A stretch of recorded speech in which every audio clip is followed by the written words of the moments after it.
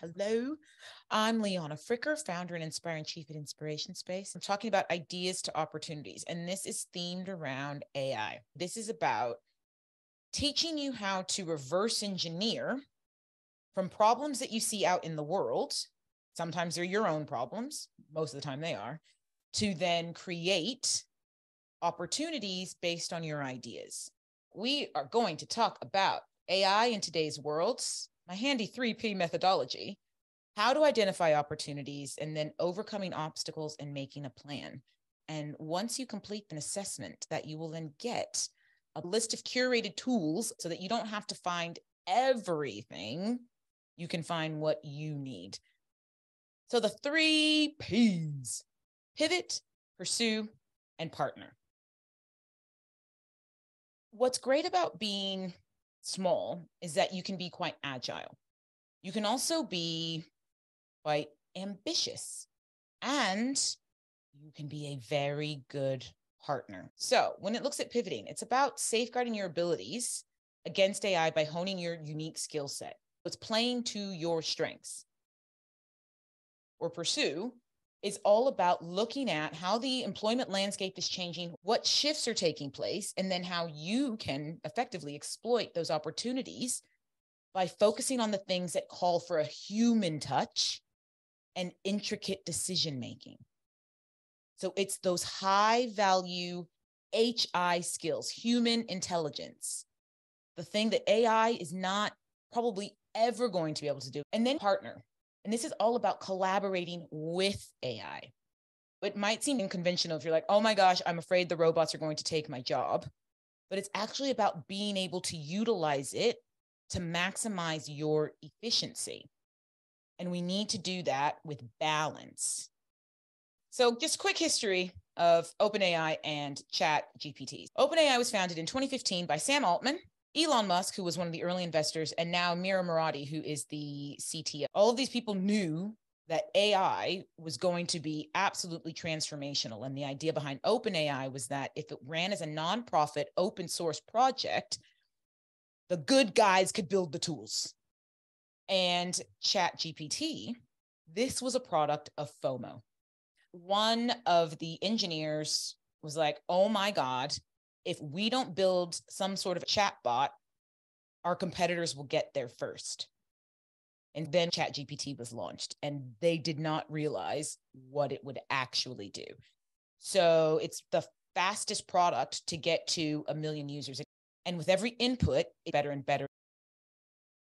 Has anybody heard of Auto GPT or an Agent GPT? Okay, now this one really blew my mind. Your ChatGPT game using Agent GPT. Check this out, you guys. What you see here is a beta of Agent GPT. Essentially what this is auto and AI. It's something where you give it a goal and a name, and it thinks through the problem itself. It goes, in order to know that goal, I must first consider blank, right? In this instance, I asked it to name the 5 best cheeses. It goes, well, in order to do that, I have to decide what are the criteria. Now that I know that criteria, I need to know how people are judging those different criteria. And then I need to take those and summarize those. And then I need to rank these. And then I need to do my own survey, and kind of gives you a step-by-step logic of how it is thinking about the problem. This thing is reasoning in front of us. Just a reminder that these transformer models are reasoning machines. I know we call them these parrots, they're pattern recognizers. No, they're reasoners. And Agent GPT shows you how that is possible.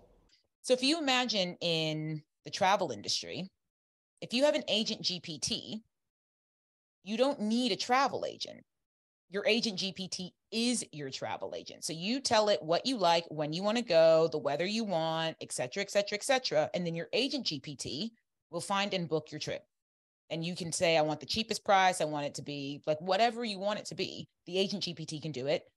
Have your credit card details, book it, send you the confirmation. Like literally, that's your travel agent. And I find that mind blowing, bearing in mind this technology was released at the end of March. Goldman Sachs released a report in March, and they're predicting 300 million jobs lost to automation. Now, there's a lot of fear mongering, so we're not going to focus on that, but it is an important stat. And here are some of the occupations that are most exposed.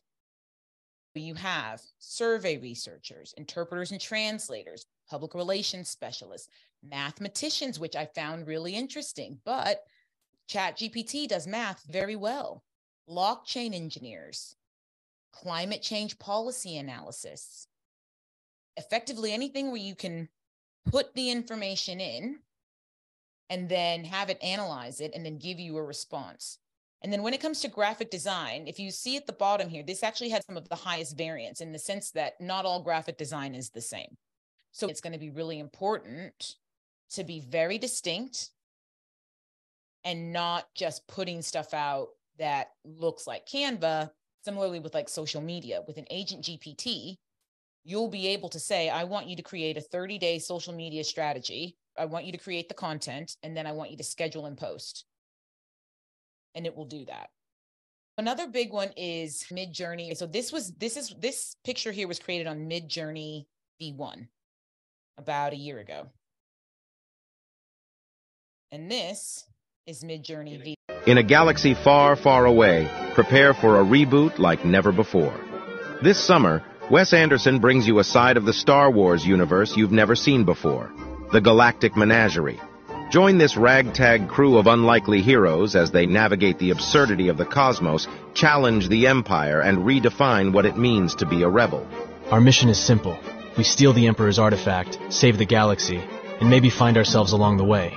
For this mission, we'll need lightsaber, blaster, thermal detonator, paper airplanes, spare parts, and R2-D2. With a star-studded ensemble featuring the galaxy's most eccentric cast, the Galactic Menagerie is the most delightfully offbeat Star Wars adventure yet. Starring Timothée Chalamet, Scarlett Johansson, Edward Norton, Bill Murray, Jeff Goldblum, William Dafoe, Adrian Brody, and Owen Wilson. Wow. Coming to theaters this summer, may the Force be with you. Incredible. Right? The challenge we have, though, is that this is all coming with a cost, because this is not the cloud. This is not the cloud. This is the cloud. Oh, it's on mute.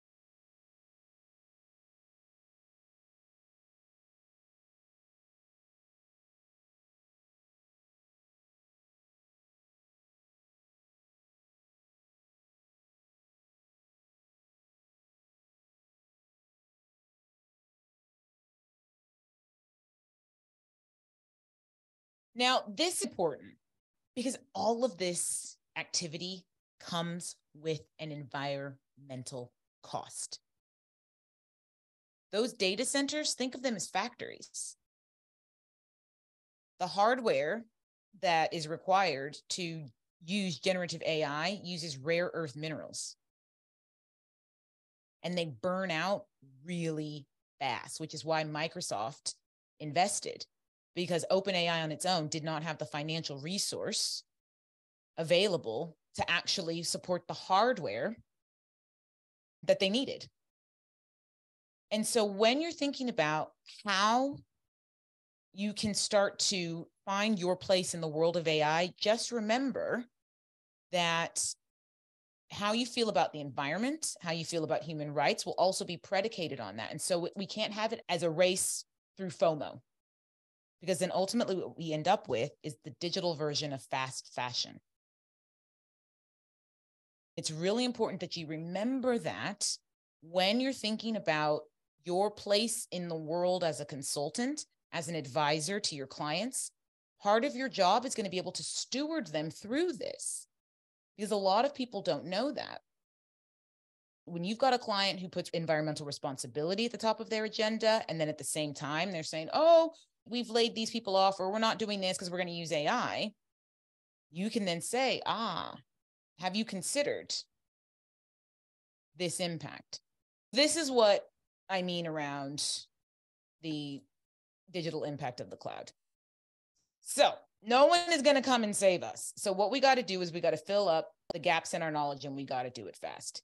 And it's all about connecting the dots between ideas and opportunities. Now, what is the difference? An idea is really important, but on its own, it doesn't make anything happen. Now, action is also important, but far too often we jump from the idea to the action and we miss the part in the middle, which is the opportunity. And that's the bridge. And that's what we're going to look at. What do we mostly get wrong? We assume that a good idea automatically translates into a good opportunity. How many of us have been like, oh my God, I know it. We're going to do this. We're going to do that. It's a great idea. And then you maybe try and launch the product or tell some people about it. And they're like, no, I don't know about that. Then you've got failing to do proper research and validation. So again, you think that this makes so much sense. And then you take action, but you don't even ask anybody. Is this something that you want? Is this something that you would use? And then it's not identifying a problem that people are willing to pay to solve. It's easy to come up with all the ideas in the world, but then in actual fact, no one wants to pay for it. And where it starts to get really tricky is when you do surveys and you ask people, because what we forget is people will tell us what they think we want to hear. Right? People are not honest in surveys. I mean, who has actually honestly ever told their doctor how much they drink, for example? And that ends up causing us to waste time, waste energy, waste money, and then getting more anxious. So if we can keep that in mind when we're looking at the 3 Ps, it's going to mean that you go from idea to finding the opportunity and then creating a plan for action. And you take one step. Pivot. It's all about honing your unique skills. And you are going to play one of my favorite games, which is finding your why. And it's using the Ikigai SWOT model. It's that beautiful spot right in the middle where it brings you joy. You can get paid for it. You love it all at the same time. And when you're thinking about pivoting, focusing on the things that are unique to you that the robot can't do is fundamental. So you're thinking about your strengths. What do you love? What are you good at? Your weaknesses. What don't you like doing? Now, this is fundamental because you know who probably likes doing it? AI. Opportunities. What can you get paid for? So when you think about Agent GPT, say if you were a travel blogger, could you say, oh, I know, I'm going to take all my best trips, all the comments that I got, and then I'm going to analyze that using ChatGPT, and then I'm going to come up with really cool itineraries that you wouldn't find in a book. And then threats. So problems in the world, and what does the world need? And this is where we need to think about the environment, human rights, the risk of job losses as we're going through. Let's look at one that's completed. So under strengths, I've got building relationships, community, and networking. Those are things that I am great at doing. My weaknesses are admin, detail-oriented tasks, and social media. Then when I think about the opportunities, and I think about the world outside, and I think about my own strengths, well, what could I get paid to do? Network management, making introductions, designing templates. These are all things that I'm great at doing that I could get paid to do, because when I think about the world and problems that people have told me that they have, these are areas that I might want to explore when it comes to the pivot. And then the threats.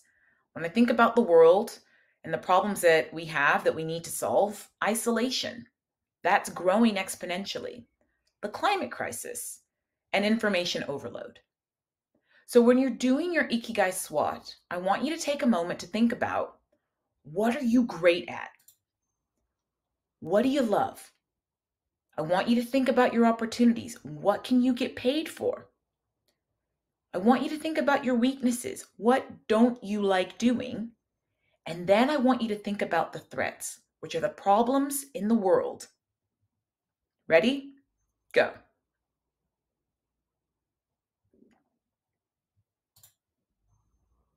All right, how did you find that? I hope you wrote down lots of great things that you can start to use to give you an indication of where you may want to focus your pivot. You may want to use AI to support some of your weaknesses like admin, detail-oriented tasks, and social media. There are a lot of templates and prompts that you can use to speed this up. There are a lot of tools that you could use to speed that up. When you're thinking about your opportunities, when I think about the threats, isolation, the climate crisis, information overload, well, I immediately think, okay, we definitely can't lose the human element of what it is that we do. It's about balance so that our energy output doesn't grow so exponentially that we create more emissions than is allocated within our carbon budget. And then when I think about information overload, I think, okay, if you put out too much stuff because ChatGPT or any other AI powered tool makes it easy, will the efficacy of the message become diluted? So it's going to help you to find your personal perspective, find your strengths and the things that you're really drawing to. Because when you're looking for opportunities, they have to be the things that are really firing you up. Something that I just realized when we were chatting is that certain sectors can be like early adopters or laggards when it comes to technology. And I was talking about when I was a singing teacher, the music teaching sector just hates tech in all its forms. People thought that I was innovative when I put in just a simple appointment software so people to book lessons. Like, this tech had already been around for like 8-10 years when I used it, but people thought I was innovative. I'm like, am I really though? Oh, I love that. I love that. And then you can see how that could be built into service design, right? The stewardship of clients, making it so they're not afraid of it. And then you become the guardian or the gatekeeper between them and the AI. For me, this exercise was quite good because it was a kind of almost a confirmation to myself. It was a confirmation actually and a reconnection actually with my why, which I really enjoyed, the strength, opportunities and threats. And it's actually very good as an exercise to actually be like, I do this and AI, you can do that, take this. Do you know what I mean? Like, it just gives you a little bit more confidence. So thank you for that. Nice. Anybody else want to share? So I really loved your 3 circles of the ideas, the opportunity and the action, because I'm such an ideas person that I get lost in the ideas and I take action, but actually I think, hang on a minute, what's the opportunity? And then I'm like stuck halfway. So I really loved that. I'm going to put that on my wall. So the SWOT thing I did was, I think over the years, the confidence has grown in terms of relationship building, speaking, and I place a lot of value in my own voice. So my goal is to write another book, have my ideas out there, and so it's really unique. And I think that's what I've got to hone back on, is instead of being scared of technology, which I can be at times, I thought to myself, no, the great thing about AI, which I love, is it's innovation. And I love innovation. So it's almost like that's my bridge to say, okay, it's not all bad, but don't get me doing it so much. I've got to learn that. And then I think the threats for me, so weaknesses is the tech thing, opportunities is my own voice and thoughts, content, get myself out there. Sustainability is one of my big things. Then threats really is a very practical thing. And me and Juliet actually, yeah, this really does make sense, is distraction. And also time. They walk hand in hand. I mean, how many of us are on our phones? We do work calls, we do this, we do that. We're checking I'm checking every, and that is part of society now. But I think tearing away from that time and distraction is going to be a secret superpower for us right now. Because there's a lot of things. I'm very into the whole slow food. I do foraging, I do this, I do that. And it's a real battle to slow down. And to slow down is very opposite of AI. So I think for me, I thought, yeah, I need to remember that. And that will be my, that will hopefully stand me in good stead. I love that. And it's the perfect segue into the next one, because this is exactly what we are going to look at next. And this is where we're going to find the opportunities. Okay. Pursue. This is all about embracing the change and seeking new opportunities that require our HI, right? Now, how are we going to do that? By going back to the threats and finding these inspiring problems. So you are into sustainability, slow food, these things, right? A prediction that I have is that it's not so much that we end up losing a lot of jobs, it's that we all end up with way too much time because the AI is doing it. And because we're always scrolling on our phones and we forgot how to be bored, how to use our hands. At MIT, they have this methodology. It's called mind and hand. You must engage your mind and your hands. So an opportunity then is reteaching us how to use our hands. And then that goes into slow food, because when you aren't rushing around all over the place, you could grow your own food. And then that feeds into the threats of climate change and the fact that vegetables are going to start to get harder to get, and Brexit, which means they're going to be harder to get. And then all of a sudden, this idea of teaching people how to use their minds and their hands, a service around gardening, this, that, and the other, because who's going to want to troll the internet for what's seasonable? And it's going to be a while before something like ChatGPT is accurate enough where someone who has zero knowledge can tell whether or not the rutabagas can grow there or not, right? So then that expertise is going to become a way of vetting that's accurate. So for you, it will allow you to do more without the threat of it taking your job. Another example is interior design. Interior designers are not losing to AI. Why? Because people hire interior designers because they're short of time. So what I'm definitely not going to do if I want an interior designer is go and make a bunch of schematas on Midjourney, because that's the equivalent of a Pinterest board. What it does do, though, is it stops the tire kickers who know they don't want an interior designer from booking a discovery call with an interior designer. So then all of a sudden, you see how things will start to shift and there's these areas to exploit and explore. So let's do a quick fire round of inspiring problems. What are the things out there in your industry, in your world, that you're like, this is super annoying?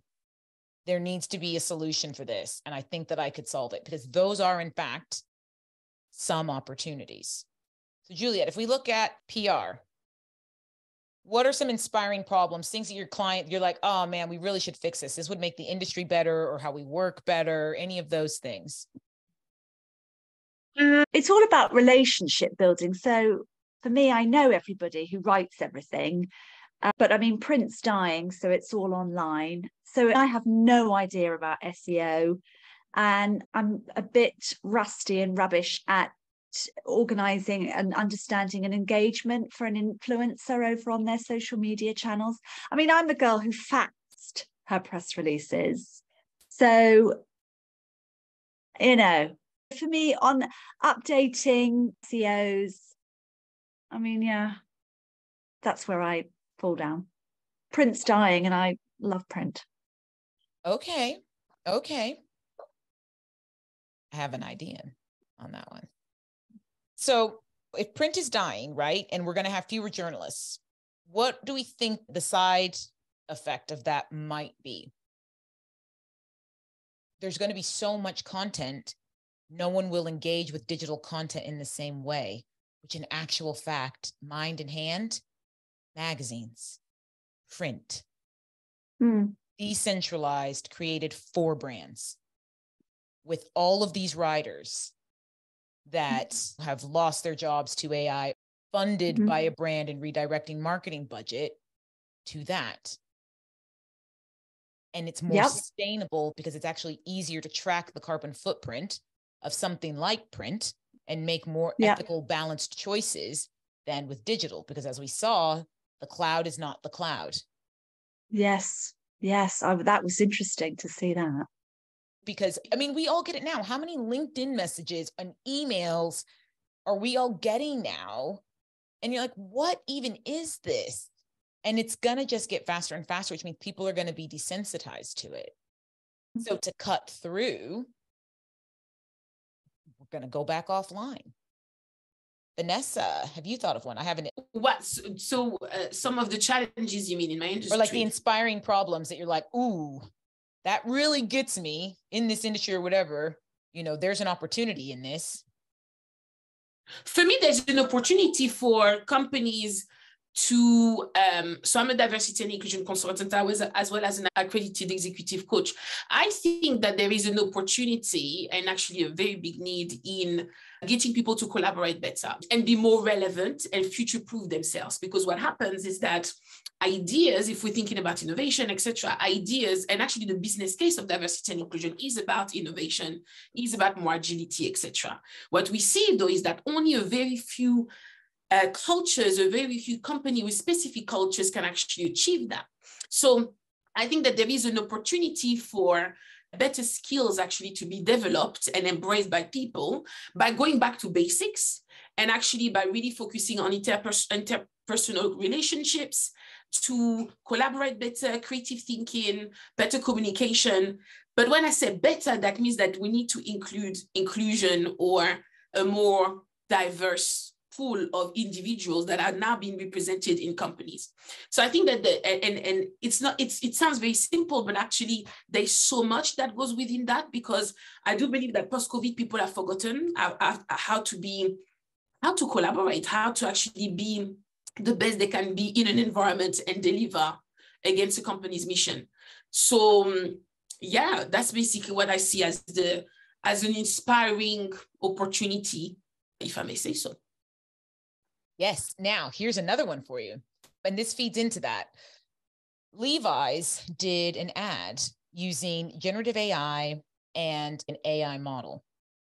The AI model was a Black woman, and people started getting up in arms about it. And I decided, because instead of going to bed, why not start talking to people on LinkedIn at 3 a.m.? Because, you know, so I went in. And I said, there's two ways of looking at this, because on the one hand, what we're actually seeing is this concept of representation, right? If we're going into this new world, we should see everyone represented, and now there's no excuse. At the same time, what happens if, in order to profit off of diversity and inclusion, they double down on AI models and not HI models? So then we have representation, yes, but we don't have wealth redistribution or any of those things, because a Black model is not being paid, but the image that represents for the brand, it basically gets to be co-opted. That's going to be a whole new area of rules, regulation, thought leadership, and DE&I that could be so fun for someone who is super passionate about that problem to explore. I like that. Because when you've got Chanel doing a metaverse catwalk full of Black models, and yet it's like, well, actually, how inclusive is this? And where do we challenge our own selves to see what is really happening in this shift? So our consultancies, the advisory things, it's all going to become so much more nuanced, and the machines won't be able to do that because it's their bias that we're navigating around. And I think for me, this is why I love it. But it's true that actually I always tell people, just take it with a pinch of salt, because it is full of bias, because it's who designed it. Do you see what I mean? Who designs it? And I think we don't really think about that. But for me, what I'm hearing here is almost a redirection of also funds and money. So, you know, de-invest there, but invested there. Do you see what I mean? And actually, it doesn't have to be minus, it could be minus plus. If you look at it that way, then it's an argument that almost creates a space where we are like, there is no excuse anymore. And And that becomes very important, I think very interesting, and actually focused on opportunities. But that takes creative thinking, right? So I like that. Yes, Diana. Yes. Right? It's such a fun space to me. Because if we want to be able to control it and balance it out, if we can see that, we can monetize it. Using our Ikigai SWOT, it's like, oh my God, I would totally double down on solving that problem. I'm perfectly equipped for it. Put me in, coach. All right. And is it Andrea? Did I say that right? Yes. Okay. I feel like I'm back on Clubhouse. Like, did I say your name? And what has this brought up for you? I think it was also a really interesting chat with Vanessa, because when we were discussing the SWOT, it was actually that AI, could design products, but actually what they can't do is test them. I would say that one thing that needs to change in the industry, and it is starting to change, but I think everybody's too comfortable with just copying and pasting. So any products are just basically remade in a different color or a different material instead of actually combating the problem. I'm going to give a very quick example. A dog toy, for example, 80% of them are just stuffed with a really bad synthetic stuffing. And all you got to do is the dog rips it apart 5 seconds later, and then you got to buy a new one. So I think everybody just keeps doing that. And I keep seeing brands do the same thing. So with mine is like the toy that I'm designing doesn't have any stuffing. That was like the first thing. So I think that whole thing is really interesting. And one, I would say a pet peeve is everybody copies and pastes, and potentially it's something that AI could kind of combat if you were to ask it those kind of questions. But then at the same time, you do need dogs to test it, and you need owners to test it. So in that sense, it does make me feel slightly better. And tough dog toys aren't tough. Yeah. No, you can't. Me designing these products, I'm like, I don't think there's ever going to be an indestructible soft toy. Yes. And then this brings us again back into sustainability. So imagine, right? It's like design your own dog toy, and you can do all the schematics and everything online. And then it's made to order, reducing waste, cutting cost, reducing emissions. Right? Great idea. Right? You then start to combine that with material science and that data, right? What are the most indestructible? I want all your data. What's all the most indestructible things? Because ChatGPT does data like nobody's ever seen. I love it for data analysis. Show me the common threads. What are the most, I want you to create a relational database that shows me what is the most sustainable, most durable based on all of that data. And then all of a sudden, because especially when we're making products, we got to be mindful of the impact that our product makes on the world. We had a business come to us who wanted to make a sustainable doll.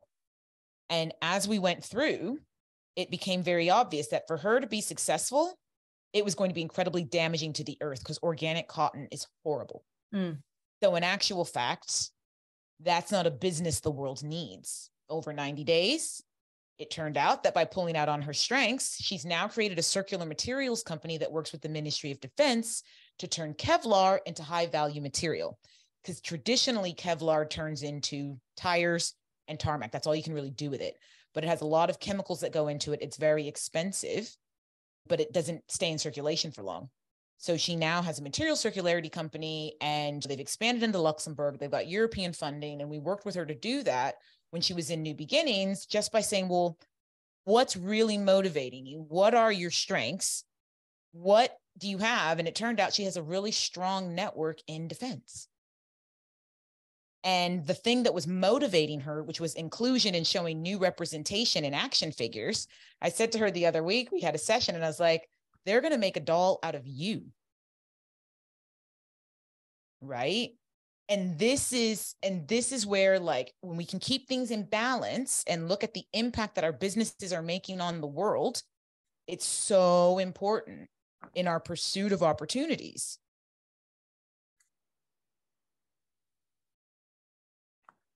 Okay. Now, and that's a perfect segue. Okay. So partner is the third P. Collaborate with AI to enhance your efficiency and your intelligence. So this is all about getting AI to do your weaknesses. And then that will amplify what you do. It will speed you up, and then you will almost always be working in your zone of genius. So we're going to look at the not to-do list. This is my favorite. Your not to-do list is all about identifying the activities that you do on a day-to-day basis that empty your cup, waste your time, and stop you from achieving what you want to achieve. Because more often than not, these things can be automated, eliminated, or delegated. And to discover those, and then the tools that you might use to partner. So let's take a look. You've got your time wasters, your energy drainers, and your obligations. And you're going to take a minute, maybe 5, and just start thinking about your day-to-day to-do list and the things that you're like, I got to get that off. For example, a time waster might be mindless scrolling on social media.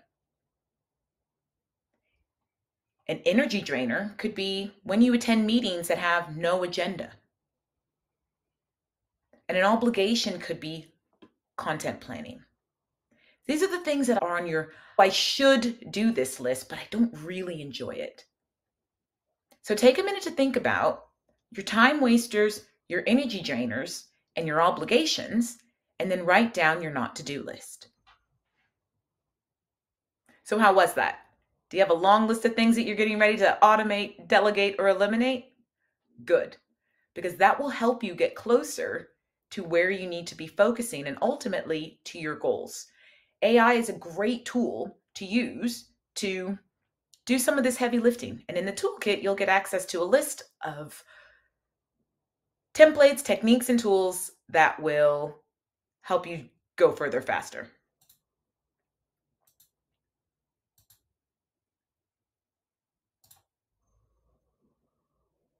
So again, let's look at connecting the ideas to the opportunity and then taking intentional action.